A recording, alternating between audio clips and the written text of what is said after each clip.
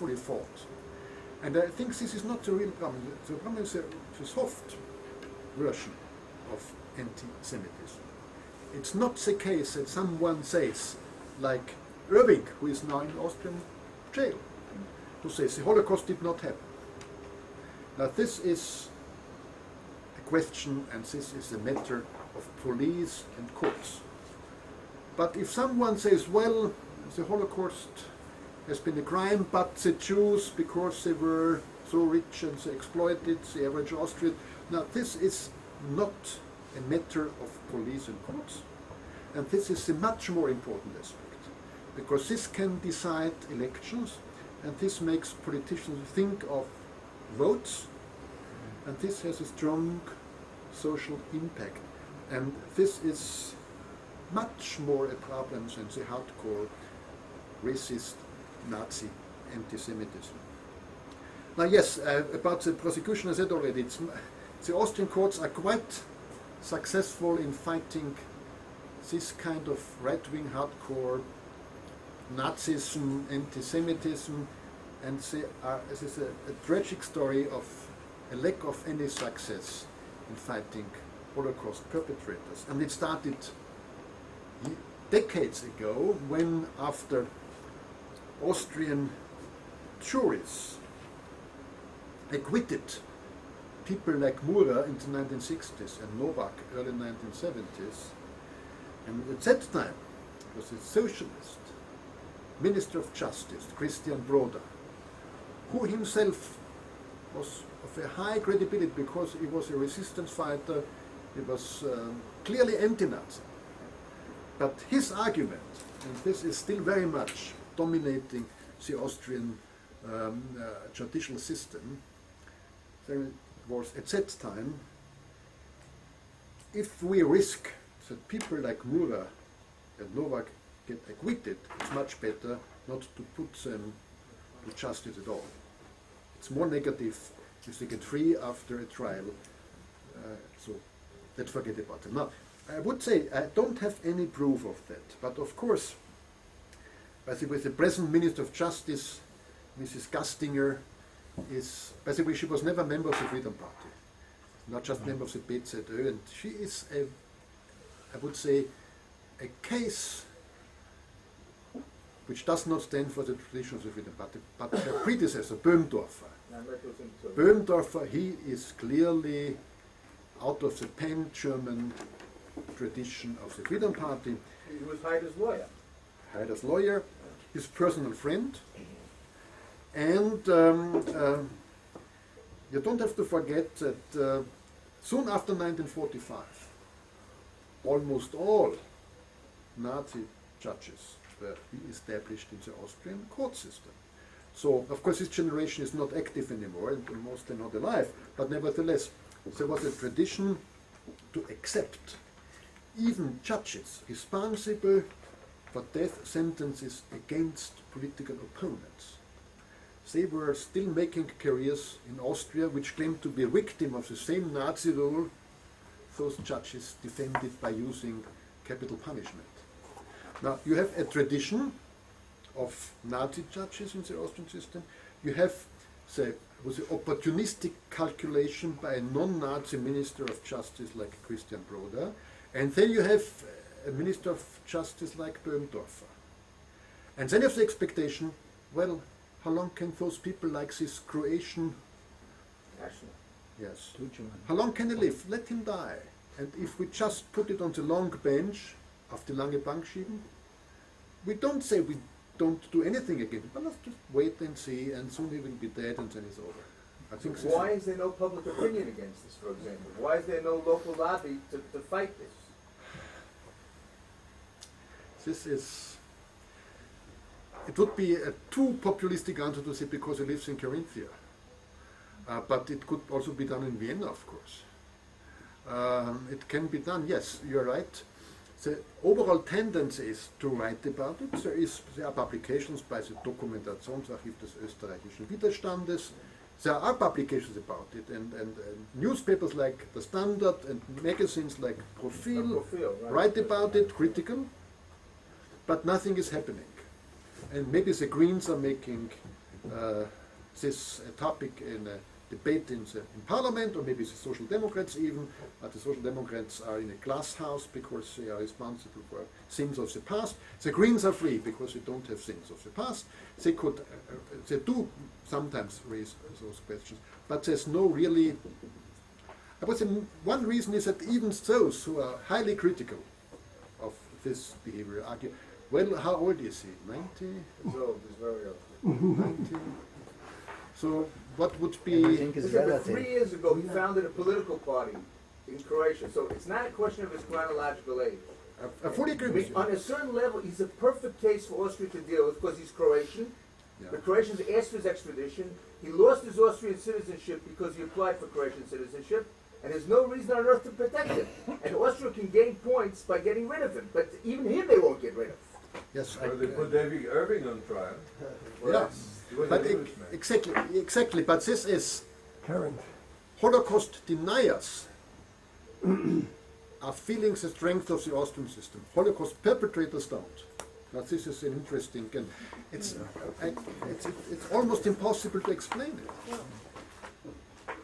And one explanation, in this case, they are completely right. He has his Croatian connection. Even the present Croatian government, which is very much right of the center, asked for his They indicted him, explanation. they asked for his explanation. Exactly.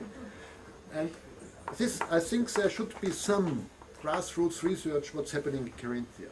Who is protecting him in Carinthia? I don't know. There could be some local protection by the local police.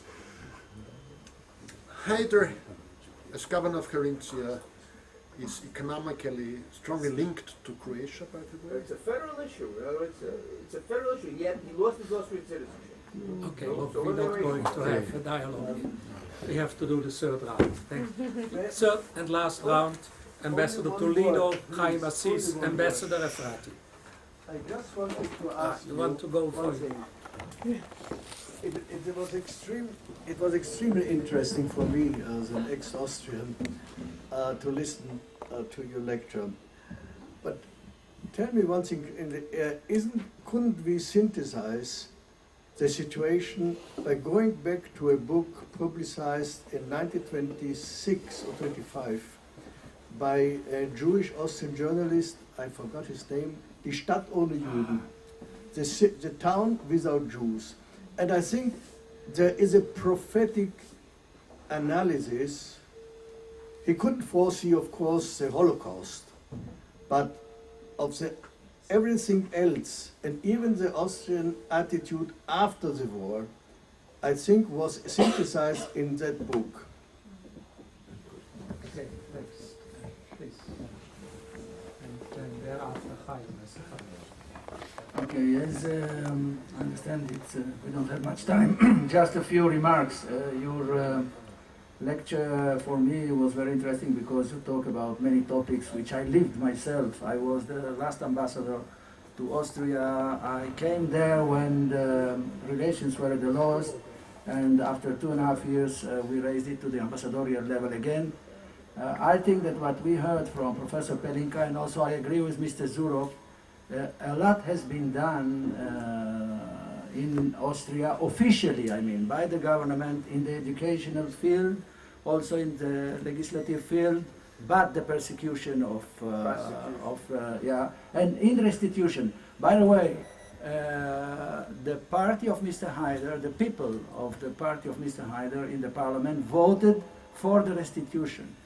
Mr. Haider was never a minister in this government. He was always governor of Carinthia, and from 27% in the elections, they came in the last elections to 8 and 9%. This doesn't mean that there is a decline in anti-Semitism in Austria, but how do you exactly find out which country is more anti-Semitic, as Professor Pelikan said, and he is a historian, so he is careful, but I'm not ambassador anymore, so I'm not. If you take France, Norway, Holland, or Austria, I'm not sure that Austria is the most anti-Semitic country. I think now it's one of the most friendly countries to Israel by its behavior. Just Ambassador Govrin told us the case. I can tell you that I was invited as ambassador to give a lecture on anti-Semitism and Holocaust to 200 teachers of history in Austria from first grades to the university, and it was very interesting. It's in all books in schools, they teach anti-Semitism, and there was a project called Letter to the Stars, which happened in Austria by the government when the President Kleistil, the late President Kleistil, which was a real friend to Israel, headed this project, in which every child in Austria from the age of 10 to 18 took a person from the 60,000 Jews massacred in the Holocaust, in Austrian Jews, learned about him, about his family, made contact with his family if they were still alive, and wrote a letter to this person. And in, I don't remember exactly the date, but in a special date, these 50,000 letters were attached to white balloons and flown to the sky. I just took one letter, which didn't fly, the balloon, and it was from a child, 10 years old, Austrian, to a child which was killed in the Holocaust, and it was written there something like, "I'm very sorry for what happened, I learned about you, I know that you had an awful time, I hope that where you are now, you are feeling better," and so on and so on. So I don't say, I want to sum, I'm not going, I know that we like very much to be all the time, to see anti-Semitism even when it's declining, even when we like to be persecuted, you know, all the time. So I think that Austria is, of course, there is anti-Semitism in Austria, but since 45 until today, and with this government of Mr. Schissel, with the party of Haider in it, I think that Austria today is one of the most friendly countries to Israel. There are a lot of other comments, but we don't have time for that. I will be glad to speak personally after that to anybody. I understand that a lot of you don't agree with me. Thank you. Final question, Haider. Yeah, I would like you to tell us. I don't know if I missed the first minute, so I don't know if you talked about the Jewish community in Austria. It keeps always a very low profile. We seldom hear about this community. I interviewed Mr. Ariel Musikant, and he seemed to encourage this low profile. He said, yes, there is anti-Semitism, but we deal with it. And maybe the explanation why there is no lobby, because the Jewish community there doesn't want to do maybe this, doesn't want to encourage this lobby. You didn't answer also the question of Mr. Hakimian. I was surprised to find a large Persian, Iranian community, Jewish community there.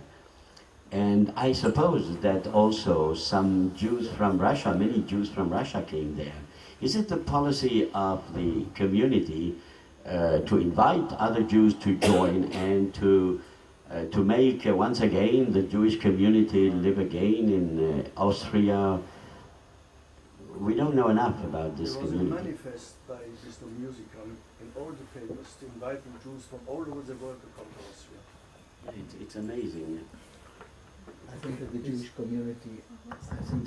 community is very active in this field in trying to combat anti-Semitism, but Professor Pelinka is more eligible to answer that question.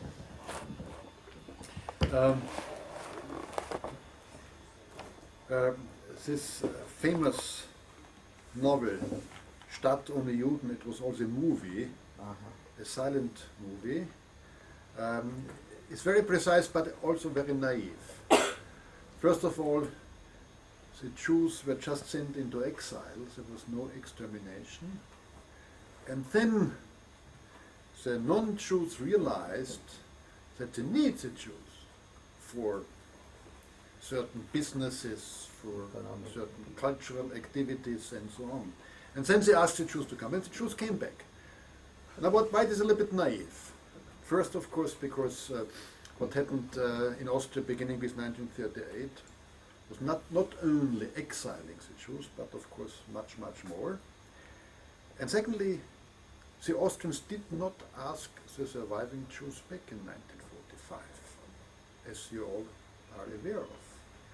There are some specific cases when some specific persons were asked back.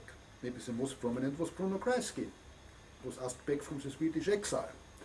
But there was no general invitation. Whoever was thrown out of the country in 1938, 1939 is invited to come back, will get his old departments, his old positions, and this was not the case. So the Austrians did not behave in the same way as it was portrayed in this extremely interesting novel. In that respect, it's a little bit naive with respect to what has happened after 1945 especially. Now to Ambassador Toledo, I agree with respect to Austria's relations with Israel. I'm not so much in agreement with respect to anti-Semitism at all. I think really the Austrian government and the German government are probably the most pro-Israeli governments within the European Union. And this has a lot to do with the Holocaust and the feeling of responsibility for the Jewish state. The French government does not feel the same kind of responsibility, and the British government does not feel it either.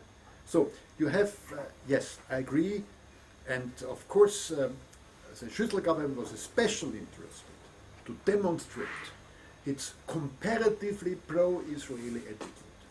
I mean, fully agreement, and this also has to do with the restitution, as already mentioned before.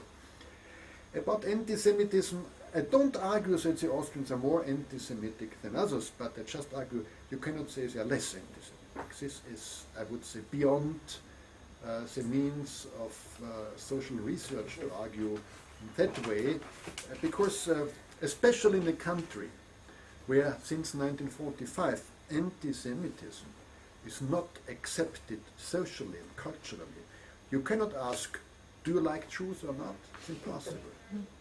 You cannot ask, do you hate Jews? It's impossible. You have to ask in a much more complex way. For instance, one interesting, how many Jews do you think live in Austria? And most Austrians say 100,000, 200,000. So the picture is, the Jews are powerful, all over. and so they have this kind of size. So this does not mean that someone who says there are 200,000 Jews living in Austria is an anti-Semite. This would be too simplistic, but it gives you so just an example how difficult this is to give a serious picture about the quantitative aspects of anti-Semitism. And for that reasons, I am very careful about comparing anti-Semitism in a country like Austria with anti-Semitism in a country like Poland with anti-Semitism in a country like Spain. It's extremely, we have to be very careful about that. But there is anti-Semitism in Austria and in Poland, as we know, and even in Spain, and of course. And even Italy, which has maybe the most interesting record with respect to the Holocaust, because fascist Italy never, according to Steinberg's important book, never delivered one Jew to the Holocaust, despite having anti-Jewish laws. After that comes Bulgaria, but Italy is really, until 1943, of course, and the Germans took over themselves. So just to, it's extremely, I think we have to be very careful in comparing in quantitative terms anti-Semitism. I am in full agreement with Ambassador Toledo, especially with one point. Or maybe we're not in full agreement, I don't know. When in 1999, 27% of the Austrian voters voted for Haider's Freedom Party. They did not vote because they all were anti-Semites. They did not vote for Freedom Party because they were all Nazis. They voted for him out of protest sentiment, out of fears due to the European development, European enlargement, all these migrants coming to Austria and so on. But on the other side, they voted for Haider despite his rhetoric has been fully known. So there is no watershed. So in Germany, within the mainstream, you just don't vote for a party whose leader declares Hitler's employment policy has been proper.